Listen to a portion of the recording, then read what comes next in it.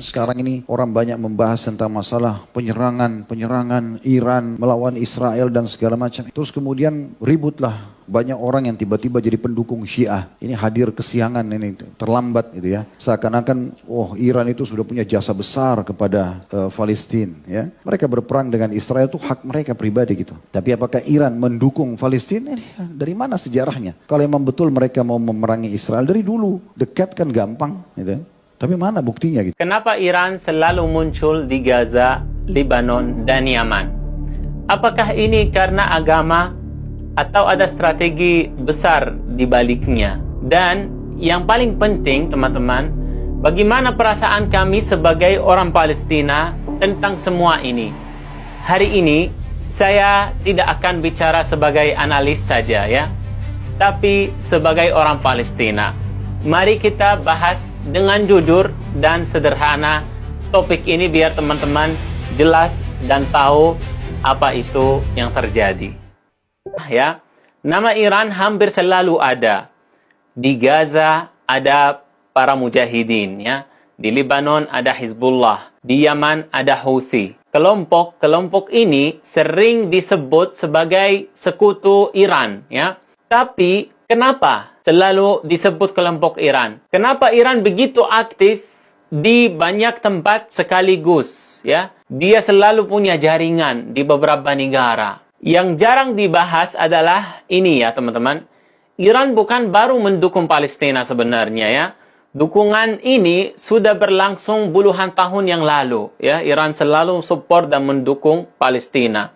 Sejak lama Iran membuka pintu untuk para pejuang Palestina ya, memberikan pelatihan, dukungan finansial dan bahkan dalam beberapa kasus ya, dukungan persenjataan ya, senjata langsung dikasih ke para mujahidin. Bagi Iran, Palestina bukan sekedar isu politik, teman-teman.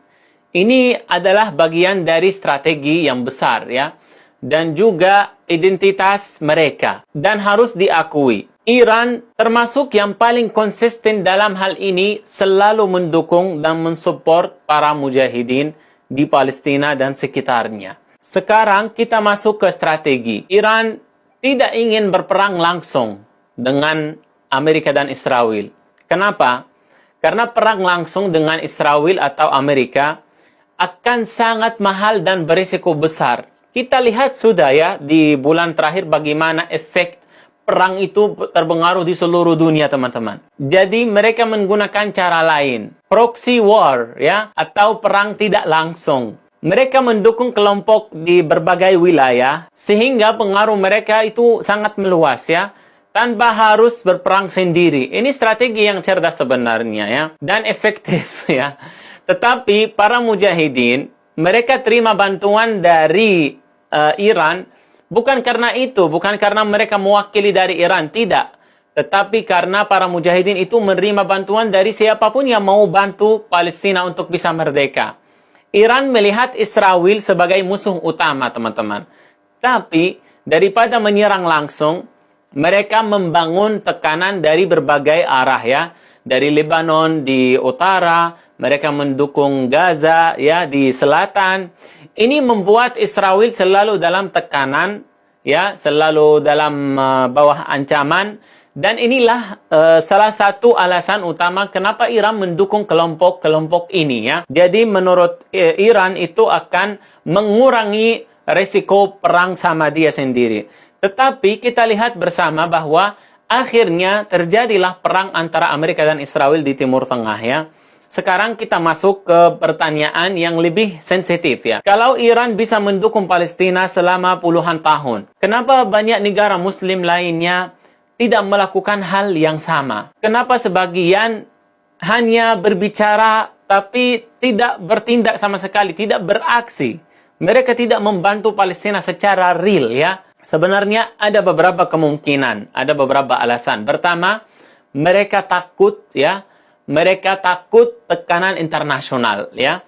Takut kepada Amerika dan Israel, ya. Takut tekanan dari Amerika. Ada beberapa negara muslim yang punya hubungan, ya, yang memiliki hubungan terbuka, ya, atau diam-diam dengan Israel. Banyak sekali ya dari negara-negara Muslim. Yang kedua, kepentingan dalam negeri ya. Beberapa pemerintah lebih fokus pada stabilitas internal mereka. Jadi mereka memilih untuk tidak terlibat, tidak campur dengan kasus Palestina, tidak peduli. It's not my problem. Like that. Ya. Ini realita yang sangat pahit, teman-teman. Tapi nyata. Karena banyak negara Muslim yang tidak mensupport Palestina. Ya. Ini hal yang menyedihkan.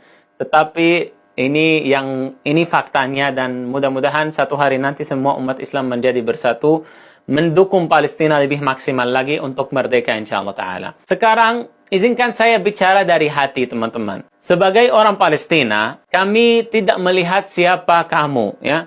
Kami melihat siapa yang berdiri bersama Palestina. Karena Palestina itu butuh bantuan untuk bisa bergerak dan bisa bebas, bisa merdeka. Siapa yang membantu kami bertahan hidup, siapa yang tidak meninggalkan kami, ya.